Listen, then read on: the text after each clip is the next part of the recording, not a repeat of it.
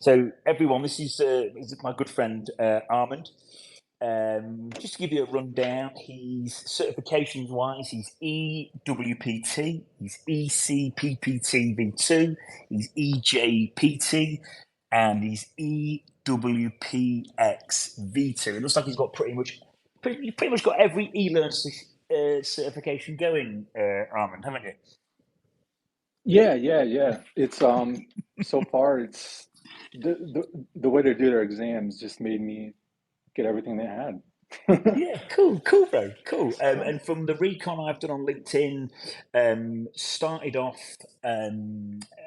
worked your way up to penetration tester. Was originally a user support specialist. You've been in your current role for 6 years, which is predominantly pen testing. You've been involved with Bug Crowd, from what I can see up on LinkedIn, for just over 3 years. Does that sound about right? Yeah, you're right on the money with that.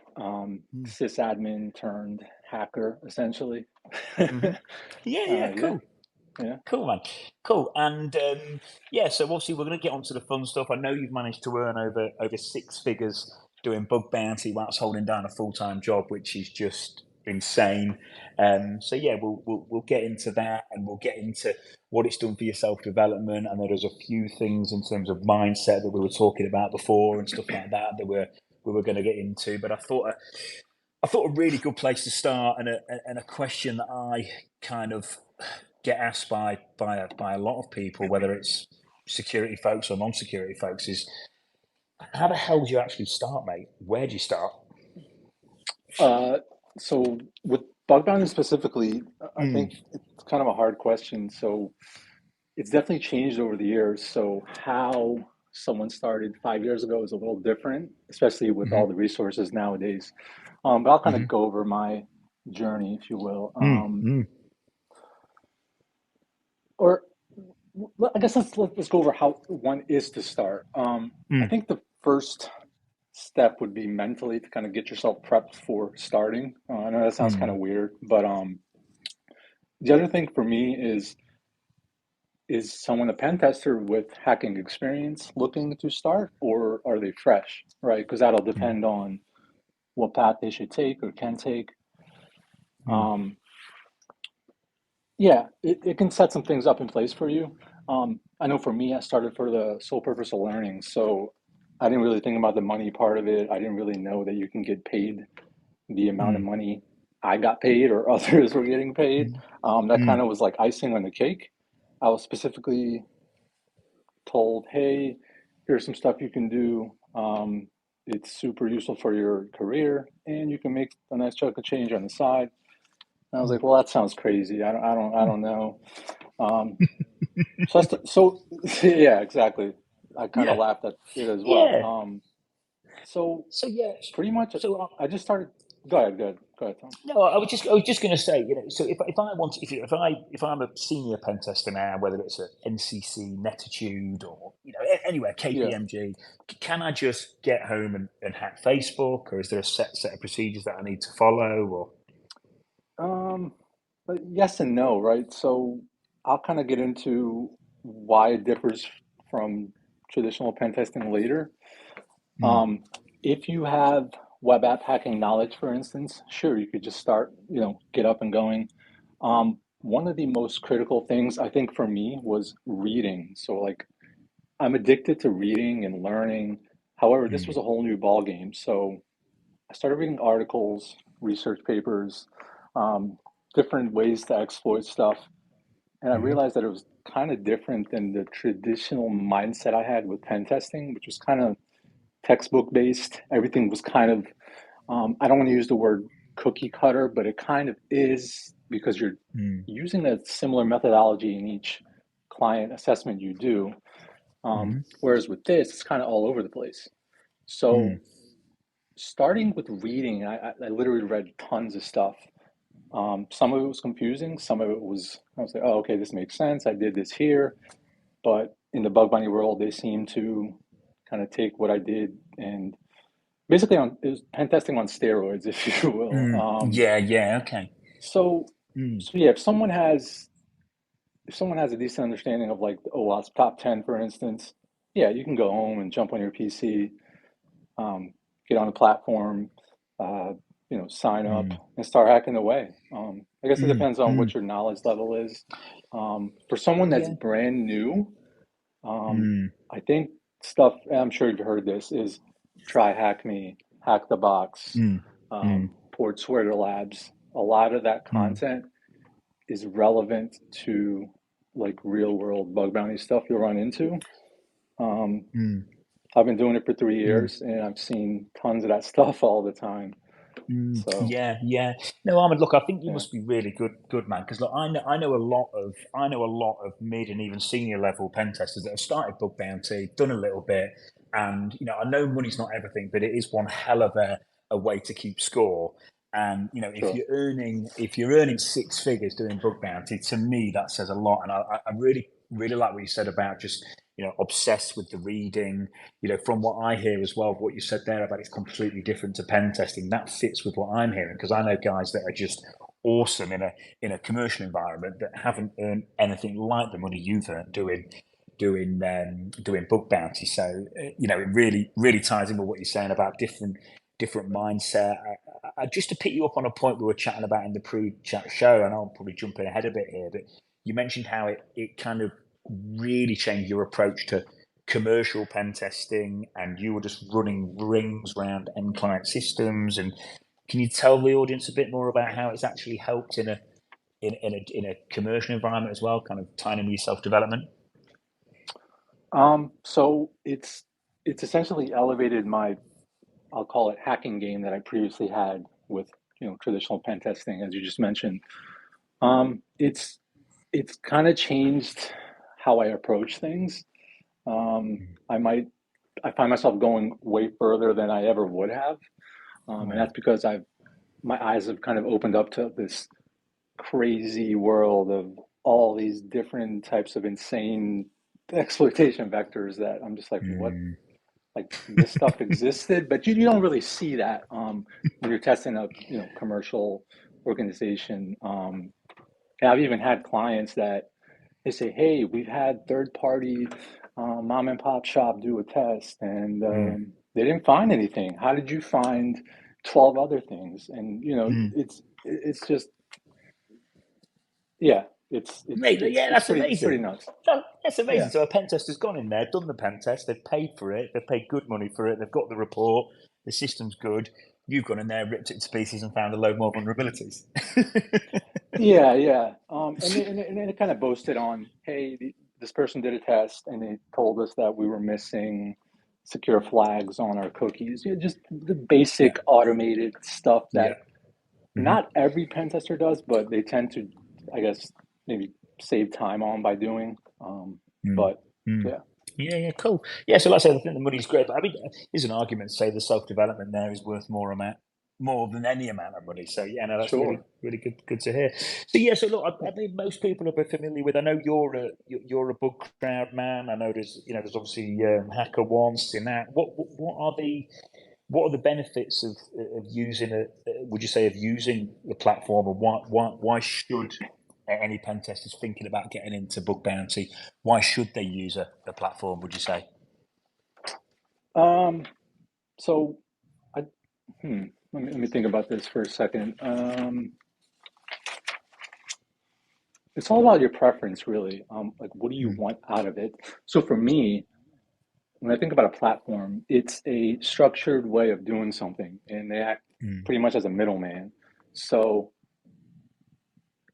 companies come to them and they say, "Hey, here's some assets that we would like tested," mm, and then Bugcrowd, for instance, or HackerOne says, "Okay, great. Let us leverage our researchers and see what we can do." And mm, the whole legality portion of it is essentially taken care of for you. mm, Um, if you use a platform. Whereas if you're mm, going to um, tomscomputershop.com and you're tossing some SQL injection payloads at Tom's website and you mm, exploit something and Tom never gave you permission to do that, Tom might come mm. back knocking on your door and saying, "Hey, what the heck happened here?" So Do it. Yeah, yeah. I think platforms are great in that sense for me. I mean, others might feel otherwise. I do have some friends that, you know, kind of do feel opposite, but it's kind of all about ethics as well, like your personal Mm, ethical view on mm. things. Yeah, as well. I think if you haven't got any legal ramifications and you've got the security of a platform, I would imagine as well you can just do what you're good at, which is hacking. You haven't got to worry about doing anything wrong or this, that, and the other. So I suppose Yeah, it just allows you yeah, to focus on your game. Yeah. yeah. I mean, yeah, definitely got to be careful with that stuff. Even on bug bounty programs, I mean, there's definitely rules in place. Assets, stuff that's in scope, stuff that's not in scope. Um, Mm. if you're attacking stuff that's out of scope, you might get questions, which could lead to other things. So Okay. personally, I stick to the platform and then do not stray from the scope. Yeah, yeah. I mean, just out of interest, Emma, what would happen if you did go out of scope on, I don't know, once or twice because you weren't focused and you weren't switched on? It's hard to say because every program has their own ramifications, if you will, Mm. and they kind of run those by the platform. So Hmm. that's the hard question to answer, but Okay. it doesn't sound like something I would want to be in, and I'm sure the Yeah. listeners either. Yeah. So, Yeah, yeah, yeah, yeah. Basically, switch on and stay right. in scope. Be smart, yeah. Yeah, Okay, man. yeah. I know before we were briefly talking about you said you'd met some people doing book bounty. You managed to expand your network, which should help. Can you tell us a bit more about that? Uh, yeah. So I started this whole process by myself, all the learning, hacking, all that good stuff. Hmm. Over the years,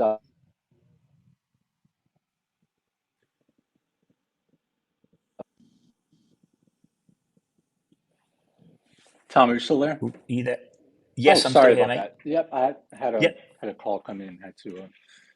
No worries, bro. No Yeah, worries. yeah. So over the years, I've had a chance to collaborate with other hackers through the Hmm. community, through Twitter, through BugCrowd.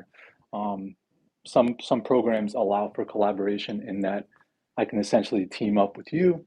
We can hack on a program Hmm. together, and we can split Hmm. bounties, or we can elevate some type of vector that I found that you can maybe assist with, or vice versa. And that's Hmm. helped me kind of get my name out there, in addition to Okay. learning even more than I ever would have by myself. Um, Mm. Actually, this year I have a couple goals to attend some conferences. I think I want to get Okay. to DEF CON this year, meet some Yep. more folks, Hmm. uh, publish some more articles, blog posts. I think I have two up right now, Cool. which people can read. But yeah, Yeah, cool, man. Cool. I noticed I'm just going to pick you up on something you said there. You talked about elevating, and I think what you were alluding to is elevating the severity level of different vulnerabilities. I just want to try and get into the nitty gritty of, and I know I've said this before, but I will say it again. Let's remember the facts here. You've earned over six figures doing bug bounty whilst holding down a full time job, and not everyone does that. Not many people at all do that. So, just picking you up on that point about elevating the severity, because that is one way that things can be advantageous for you, I believe. Is yeah, that right? yeah, Mm. yeah, for sure. So low findings they pay the least amount of money. Um, Hmm. for a while, when I was finding the low severity things, I was reporting it. But I got to the point where I asked myself if this stuff can be escalated to something more, because I was seeing articles, posts on Twitter about um, people finding, you know, low hanging fruit, taking that low hanging Hmm. fruit, chaining it with something else to get it up Hmm. to like something like a higher critical impact. So I was like, well, how are they doing this? And what I Yeah. came to find out was that they're not jumping at the first low severity thing they find. They're not going, oh, hey, here's an open redirect here, and I'm going to Mm. report it to this company and get my Hmm. I don't know, $200 or whatever it is, right? So what they're doing is they're chaining it with two or three more things, if those things exist, and Mm, then escalating that to higher critical. And that's something I've mm, put into practice for myself, and it's been mm, especially beneficial with the monetary aspect of things, um, mm, and to better myself, because I'm always like, what can I do to increase the severity of this? And sometimes it's mm, easy, sometimes it's not. Sometimes you might spend a couple weeks, right? Sometimes you'll find a low bug, but mm, you'll sit on it for a couple mm, weeks, mm. see if you could escalate it. Sometimes you can't, and it is what it is. But I definitely think it's worth Okay. looking into for sure. Okay. Okay. So, good strategy. Find some low hanging fruit. Let's say last thing we want to be doing is throwing it in there, reporting it straight away, and maybe getting 50, $60 for it. You're going to sit on it for a Well, bit, and just any which way you can, you're going to elevate that severity to turn it yeah, into a yeah. I nice fat mean, check. for sure. Like, and if someone was starting out and they were finding low bugs, that's totally fine. I mean, I find low bugs all the time. It's some of them are pretty neat, but if you think they're higher severity and the program um, or the security analyst that reviews your report finds it to be otherwise, it might be brought down or even up sometimes. Like I said, depending on what the Mm. program um, sees your finding as, if that makes sense.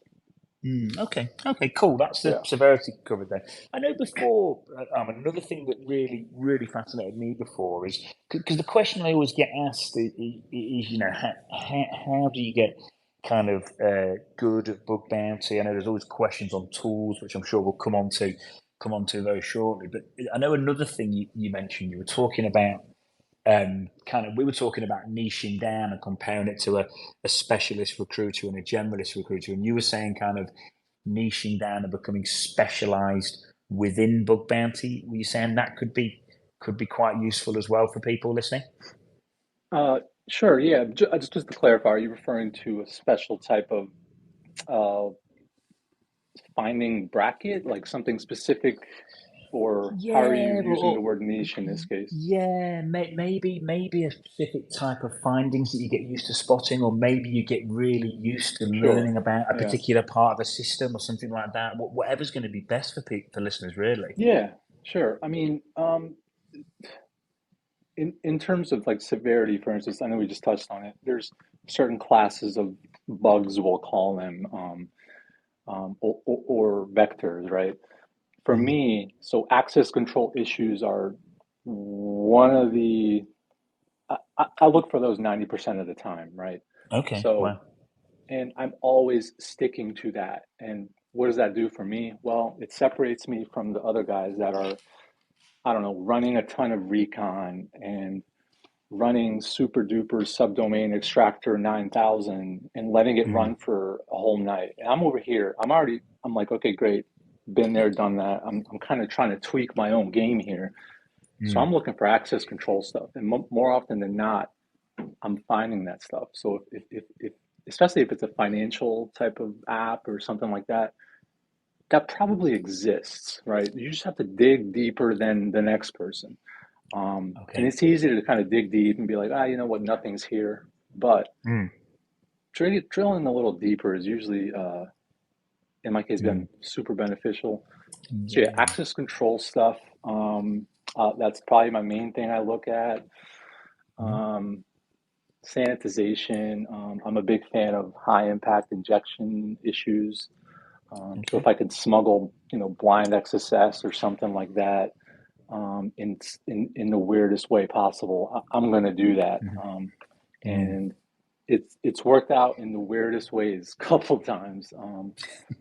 So yeah, I think for folks that are listening or that are want to do bug bounty or hacking really, maybe figure out what interests you the most in terms of Yeah. attack vectors and all that stuff, and trying to just hone in on that, right? Even if it's something that you don't really understand fully, keep hammering the knowledge on it because I think it'll benefit you in the long run. Yeah. I'm getting what you're saying. Let's say you're looking for access controls all the time. You're looking for sanitization all the time. So the reality is, you get very, very good at looking for these particular things. And let's not forget, these platforms are busy. Like, everyone's trying to make six figures from doing bug bounty. It's not like you're the only one on there, is it? Yeah, yeah, exactly. Yep. You find a bit of space, and you get much better than the average guy on the platform on there, and that equals success. Does that sound about right? Could you repeat that one more time? So you kind of find a bit of space on the platform, find a bit of a niche, find something like sanitization or access controls that you're better at than most people, because you're doing it much more Uh, often, and then it gives you an sure, edge. yeah. Yeah, Mm, I don't want to use the term better than, because I don't think okay. that's actually a valid. I don't think anyone's better than anyone else. Okay. I Cool. think Yeah. I think it might be the way in which I might look at something that if you were hacking on the same platform, you might not see, and that might just be Mhm. because I, you know, I was in the lab practicing SQL injection bypasses for months, right? Or Mm, stuff like that. mm, mm. So Yeah. Yeah, cool, man. And we're talking about a lot of good stuff. We're throwing around a lot of kind of big numbers here, big sure. figures. How do you stay?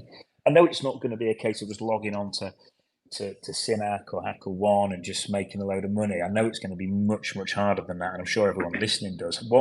What kind of Sure. tips have you got for avoiding burnout and stuff like that when it does get tough? Yeah, basically staying engaged, right? Um, Exactly. hmm. Yeah. Yeah, yeah. A couple different things come to mind. Um, so the way I approach this basically is, or what works for me rather, is I simply don't do it if I don't feel like it. So if Okay. I'm having an off day mentally, but great day otherwise, I'll focus on that on whatever's positive for me on that day, and then let the off Hmm. mindset, whatever I got going, just leave it be until it comes back in a better state, right? So I don't um, I don't make myself do bug bounties or hack or anything like that. Even Hmm. learning, I mean, I can't make I can force myself, but I think it's more natural if I just let myself get to that point. Uh, Mm. Overall, mental state is critical, so I hold it very highly in that regard. That's not to say Mm. I've not been burned out, and that's Yeah. only Yeah. because I Yeah. didn't really know how to handle it. But I think with time you get better at doing that. And I've been asked, Yeah. well, hey, you're pen testing all week or all Mm. day with your day job. Why do you go home at yeah, why do you go home at 8 and hack from 8 to 10? I'm like, well, I don't do that every day. I might not even do it every week. Like Yeah. it depends. I might hack all day. Every week, every weekend for a couple months, or I won't. Yeah. It's all dependent on how I feel. And it's kind of hard to explain, but I think some folks probably will agree with me here.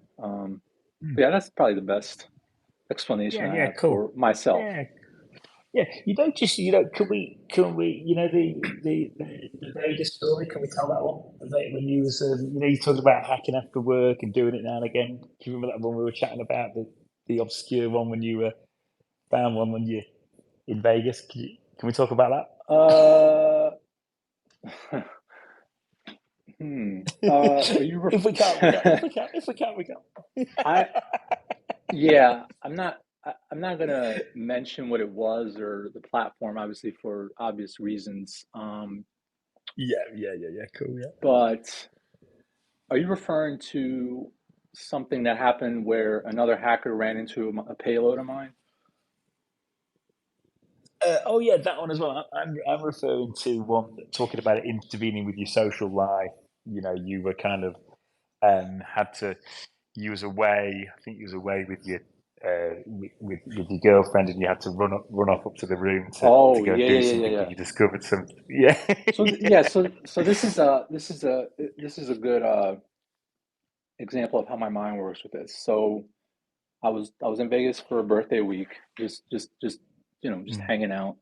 I want to say it was some odd hour, and I had a thought to try something that I forgot to try a couple weeks back. Yeah. And I'm always taking my laptop. So I said, "Hey, I got to run up to the room. I got to do something." And she's like, "Well, what do you mean?" I was like, "Well, I got to check something because," and she's like, "Oh gosh, you're going to go hack something, right?" And I was like, "Well, just for 5 minutes." So Yeah. I Yeah. go in. I think it was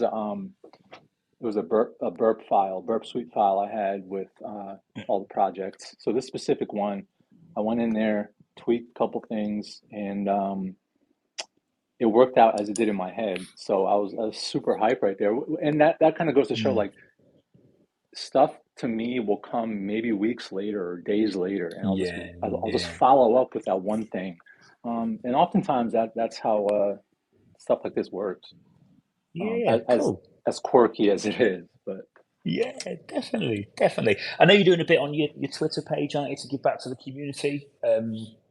Can you tell us a bit more about that and how that can help people? yeah, yeah. So I decided that starting in this year, um, I actually started up a Twitter InfoSec account. There's not much on there yet, but I do plan Hmm. to offer a lot of tips, tricks, stuff of that nature. Something that I Hmm. uh, did start on as well were some Medium articles, Hmm. two of which I've published. I think I've linked them to my LinkedIn if anyone wants to read them. But they're basically Hmm. going to be consisting of weird ways in which something was exploited. So Cool, cool. something that I think might benefit the next Okay, person. Um, okay. Cool, man. Cool, man. We've got yeah. 2 minutes. I'm going to ask you two more questions, and we're going to Okay. try and answer them in about 2 minutes. What tools do you use for bug bounty, and what did you spend your first big bug bounty commission check on? So tools. That's a. It, everyone. I think there's tons of tools out there. I'll be honest with you. I think people tend to jump on this recon train and they're like, I want to run recon for months. Mm. And there's a lot of stuff out there that suggests you to do this, which is fine. I'm not against recon at all. Hmm. When I started, I was doing my fair share of, enumerating subdomains, virtual hosts, Hmm. CIDR scanning, stuff like that. Mm. Um, put together some scripts of my own. And I Hmm. started enumerating everything automatically. So I was finding stuff, but the problem was that it was all duplicates, right? I was finding stuff that other people were finding. Mm. And it wasn't up until a little after that that I developed my own little mindset with this and went on a more manual path. So I was Hmm. doing things manually, um, Yeah. and I was finding a lot more stuff, um, Mm. getting way more money as a result. And that's because I was doing stuff Mm. that wasn't the norm. So I was Yeah. manually looking at JavaScript files. I was looking for secrets in JavaScript files. You know, Mm. stuff like that. Stuff that you might not necessarily always get with automation or Mm. recon's great, but I think some Mhm. folks get overwhelmed when they do have that big recon result set, and then Mm. they don't know what to do with it. So I think manually looking at stuff is super beneficial. Um, Yeah. Okay. So yeah, yeah, a lot of code and review and stuff like that. yeah, and Burp Mm. Suite is my go-to. It's like my magical wand. I take it with me Mm. everywhere I go. Yeah. Yeah. Um, Cool. it never leaves my side. Yeah. Yeah. You asked what I think my first purchase was. Is that correct? Yeah. Yeah. Yeah. First This purchase. is this might be a weird answer, man. I'll be honest. Like I think it just went into an account and stayed there, right? Um, I and I still do that to this day. Like I do invest in myself through learning. So if I find like a course or certification or something that is out of budget work wise, I'll drop money on that no problem. I'm always trying to gain that next step up. Yeah. Yeah. Okay. Okay. Just finally then as well, Armand, just picking up on certifications. Do you need any certifications for bug bounty? Um, no, I would say you absolutely do not need any certifications. I think Tom, in talking with me, you know how I feel about certs. Uh, so yeah, I think they're definitely useful. But they could teach you methodology, but um, if you don't couple that with actual practical uh, Yeah. experience, such as bug bounties, and it's free to do, right? All Mm, it costs is your time. Um, I think that separates you from that person that just has, XYZ version 6,000 exam or something like that, right? So, mm, mm. yeah, I absolutely not. Yeah. No, cool, man. Cool. And that's been really, really good. We've gone 2 minutes over already, so thanks for your time. I think there's anything else we need to cover? I know there's probably loads more. Perhaps we'll do a part two if you fancy coming back on at some point. Would you be up for that? Yeah, for sure. Yeah. Maybe even if there's any custom questions from the listeners, we can Mm. circle back on those. And if anyone's Yeah. listening, you could add me on LinkedIn, and I could do Mm. my best to assist you with any questions you might have. Yeah, no, that's really good of you, mate. Is that cool? And if people want to DM you and stuff with questions, is that Sure. okay if they Yeah. reach out? Of Yeah, of course. Yep. yeah, I'm here for brilliant, that. Yep. brilliant. Okay, bro. Well, listen, thanks for your time, mate. Apologies for inviting you into the room late, but I was trying my best. I just couldn't couldn't work out how to do it. But All good, man. No no, worries. listen, that's been really good, mate. Thanks for your time, and I'll see you Of soon, course, buddy. Tom. All right, take See you, care. bro.